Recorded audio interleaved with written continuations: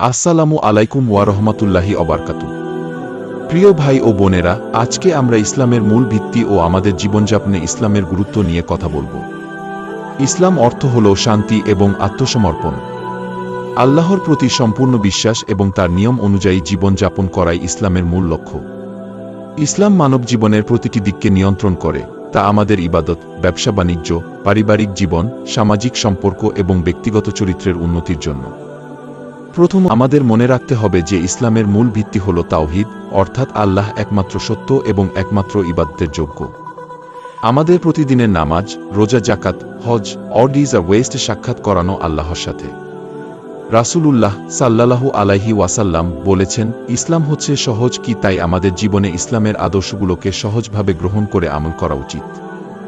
নামাজ হলো আমাদের সবচেয়ে গুরুত্বপূর্ণ ইবাদত, যেটা আমাদের হৃদয়কে আল্লাহর সঙ্গে সংযুক্ত করে।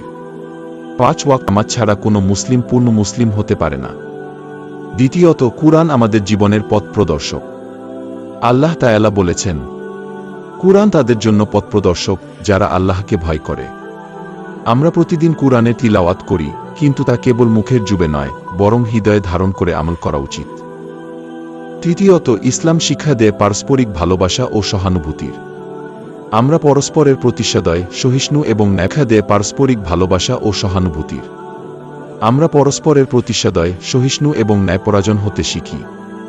প্রিয় নবী সাল্লাল্লাহু আলাইহি ওয়াসাল্লাম বলেছেন, মুসলিম হল সেই যে মুসলিমদের হাত ও জিহ্বা থেকে নিরাপদ থাকে। পরিশেষে আমাদের জীবন যেন ইসলামের মাধ্যমে আলোকিত হয়। কঠিন সময়ে ধৈর্য ধারণ, গর্হিত কাজ থেকে বিরত থাকা এবং সদাচার প্রদর্শন করাই প্রকৃত মুসলিমের লক্ষণ। আল্লাহ আমাদের সবাইকে সঠিক পথে চলার তৌফিক